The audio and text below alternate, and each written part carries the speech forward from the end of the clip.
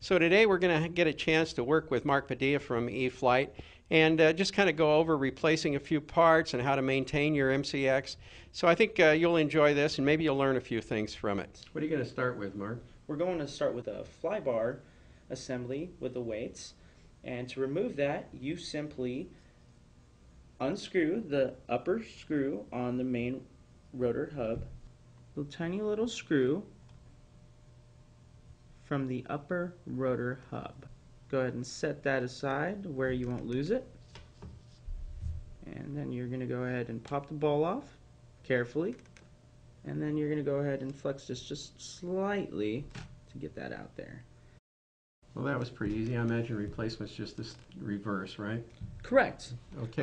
To replace that, it's just as easy. All you need to do is, doesn't even matter which side it's on, as long as you have both control balls attached to your rotor blades. Now, I know on mine I broke the rotor or the ball off of one rotor blade. All you have to do is flop it over to the other side, right? And then you get another chance before you have to replace the rotor blades. Yes, correct. That's very true. You can definitely do that. Well, we've got that off.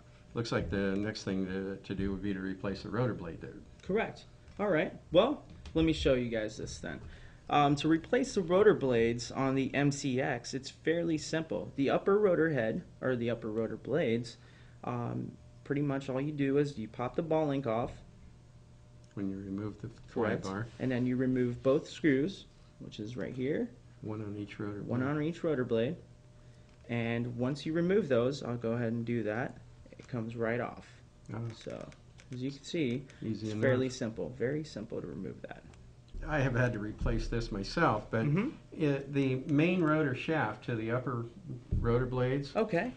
So what do we have to do to replace that? Well, first of all, Jim, I would remove the fly bar, EFLH2219, and remove the upper rotor blades. Then, after everything's off the upper rotor hub, and go ahead and unscrew the two screws on the inner shaft retaining collar, right there. Right on the bottom of the gear. As you can see, I'm spinning it right now, showing you. All right, so first of all, just hold on to the gear firmly. So you just have to loosen those two screws, not remove them. Correct. You don't have to remove them all the way. That makes it easier. So you don't lose it. What I'm going to do is just pull it out, like so. Oh, it just slides. Once you've loosened that, slides right out. Slides right out. Now be real careful because the lower gear will easily come off. So go ahead and set that aside on your nice bright paper towel over here, and go ahead and grab your new one. Let's say this is just the new one. Now, Mark, when you buy this part, it doesn't include the gear. No, Jim, it doesn't. This part simply just comes with, EFLH2212, which is the upper rotor hub and inner shaft assembly. Okay, good. So you're going to begin with inserting the lower portion of the shaft into the upper bushing, and just be very careful there. Lift up your mCX and go ahead and slowly insert it in there, and make sure you don't force it through because it still needs to go through the bushing on your upper main gear. So go ahead and put it right through. Then you take your lower main gear and make sure that the inner shaft retaining collar and lower main gear retaining collar is pushed all the way through to where it still has that space. Go ahead and pick up the mCX again and pull that shaft out just so you can get the lower gear back on. Go ahead and grab a hold of that, and there you go. And make sure that the flat spot on the inner shaft lines up with the screw, so then it could be secure. Okay, and then you're just going to tighten the two screws. Correct. Tighten the two screws like so. Now, do you have to worry about any binding or anything here when you assemble this? You want a little bit of play between the lower main gear and the upper main gear. Just so you can feel a little bit of play there. Just a little tiny bit of play, because you don't want the lower main gear binding with the upper gear because they are counter-rotating.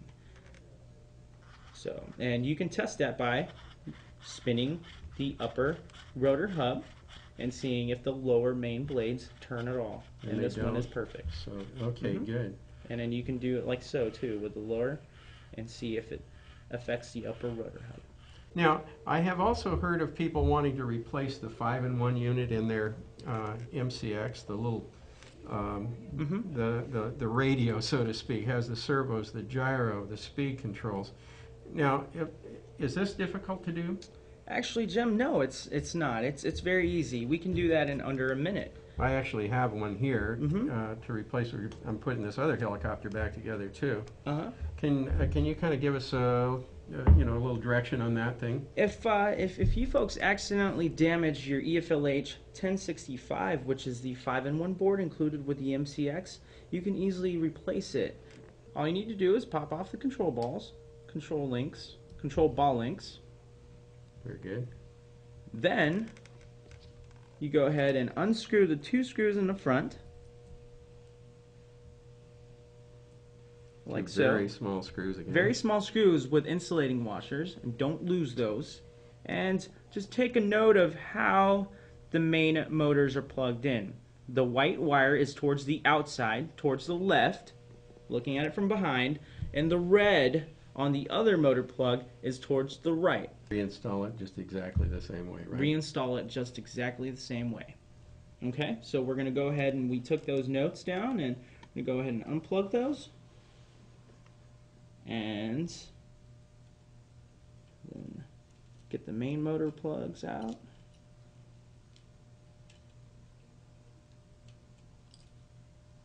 Like so.